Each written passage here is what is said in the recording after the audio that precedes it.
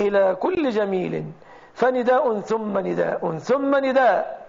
نداء إلى كل مسلم: تعلم أخي المسلم آية، ولو آية واحدة من كتاب ربك في كل يوم من هذا الشهر الكريم. تخرج ب30 آية قد تعلمتها، فهمت مراد ربك سبحانه، فهمت مراد ربك سبحانه، علمت ما الذي يريده منك ربك وما الذي عنك ينهاه. فأقبلوا بارك الله فيكم، في كل يوم تعلم آية، في كل يوم تعلم حديثا عن رسولك محمد صلى الله عليه وعلى آله وسلم، ترتفع بذلك درجات، تستنير في طرقاتك، إذ القرآن بصائر. قال تعالى: قد جاءكم بصائر من ربكم فمن أبصر فلنفسه ومن عمي فعليها. قال تعالى: قد جاءكم من الله نور وكتاب مبين يهدي به الله من اتبع رضوانه سبل السلام ويخرجهم من الظلمات إلى النور بإذنه ويهديهم إلى صراط مستقيم.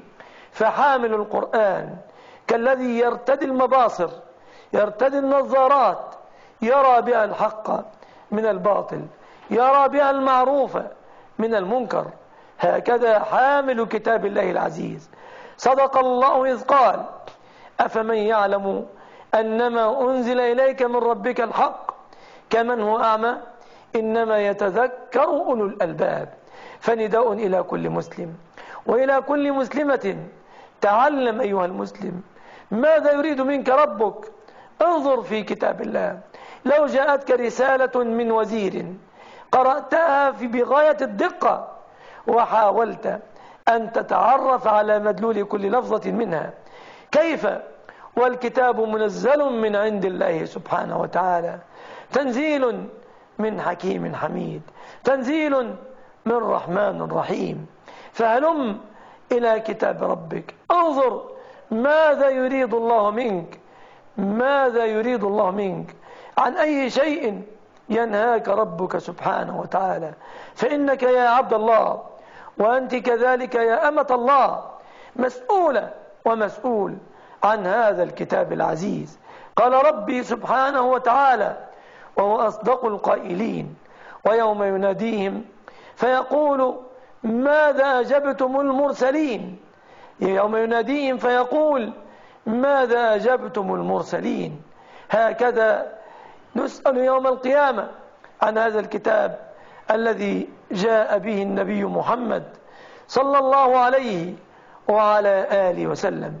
فلنقبل عليه، فنحن مع هذا الشهر الكريم إن شاء الله وبتوفيق الله وبعون الله نتناول كل يوم بإذن الله آية من آيات الأحكام، نبين أقوال أئمتنا وعلمائنا وفقهائنا في هذه الآية وفي بيانها، خاصة صحب رسول الله الكرام عليهم من الله رضوان، فهم أعلم الناس بالقرآن بعد رسول الله عليه الصلاة والسلام. وكيف لا، وهم الذين عاشروا النبي عليه الصلاة والسلام، جالسوه، تعلموا منه، تأدبوا بآدابه عليه صلوات ربي وسلامه. كذا فإنه عليه صلوات الله وسلامه، عليه صلوات الله وسلامه دعا لهم بالتوفيق، دعا لابن عمه الحبر الكريم ابن عباس قائلا: اللهم فقهه في الدين وعلمه التأويل. فنداء إلى كل مسلم: أقبل يا عبد الله، وكذا إلى كل مسلمة: أقبلي يا أمة الله على كتاب الله، تعلميه ينجيك الله به، تعلميه يرق قلبك له، تعلميه ينذرف الدمع من عينيك إذا قرأتيه، تفقهي في هذا الكتاب العزيز. كذا نداء إلى إخواني أئمة المساجد: علموا الناس كتاب ربهم بعد تعلمكم إياه. لقد قال نبيكم عليه صلوات الله وسلامه: خيركم من تعلم القرآن وعلمه. دعكم يا أئمة المساجد من القيل والقال، وأقبلوا على الكتاب العزيز وعلى السنة المباركة الميمونة، هذا خير زاد. لقد قال تعالى: فذكر بالقرآن من يخاف وعيد، كذا قال ربي. وقال سبحانه: فبأي حديث بعد الله وآياته يؤمنون، إن القرآن سهل، إن القرآن يسير. قال تعالى: ولقد يسرنا القرآن للذكر فهل من مدكر، ولقد يسرنا القرآن للذكر فهل من مدكر. هكذا يدعونا ربنا سبحانه وتعالى كي ندكر، كي نتعظ، كي نعتبر. فهلموا إلى كتاب الله، علموه الناس يا أئمة المساجد ويا دعاة إلى الله، علموا الناس كتاب ربهم، علموا الناس سنة نبيهم عليه صلوات الله وسلامه. نداء إلى إخوان أهل العلم أن يهتموا بكتاب الله وبسنة رسول الله عليه الصلاة والسلام، يفسروا كتاب ربهم بسنة نبيهم. بهذا يدخلوا إن شاء الله في عداد الربانيين، إذ الله قال: ولكن كونوا ربانيين بما كنتم تعلمون الكتاب وبما كنتم تدرسون. ولكن كونوا ربانيين بما كنتم تعلمون الكتاب وبما كنتم تدرسون.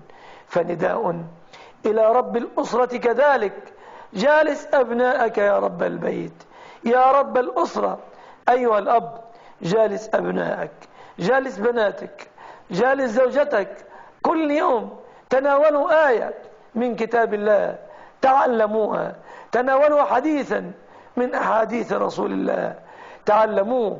يبارك لكم في معايشكم، يبارك لكم في أفهامكم، يبارك لكم في أوقاتكم.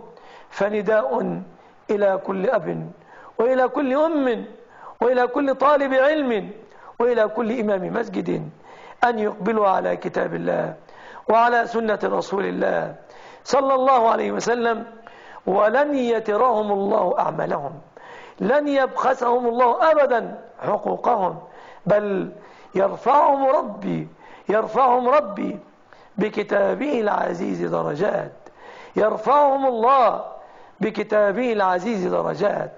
هلموا إلى بيوت الله، تعلموا منها كتاب الله وتعلموا فيها أيضا كتاب الله. قال عليه صلوات الله وسلامه: أما إن أحدكم إذا غدا إلى المسجد فتعلم آية فهي خير له من ناقة، تعلم آيتين خير له من ناقتين ومن أعدادهن من الإبل. بارك الله لنا ولكم في هذا الشهر الكريم. إخواني، سلوا ربكم أن يعينكم على ذكره وعلى شكره وعلى حسن عبادته، فلن تعانوا إلا إذا أعانكم الله، لن تجتهدوا إلا بتوفيق من الله. فاسألوا الله كثيرا أن يوفقكم في هذا الشهر الكريم، وأن يعينكم في هذا الشهر الكريم على ذكره وشكره وحسن عبادته. قال النبي عليه الصلاة والسلام لمعاذ: والله يا معاذ إني أحبك فلا تدعن دبر كل صلاة أن تقول: رب أعني على ذكرك وشكرك وحسن عبادتك.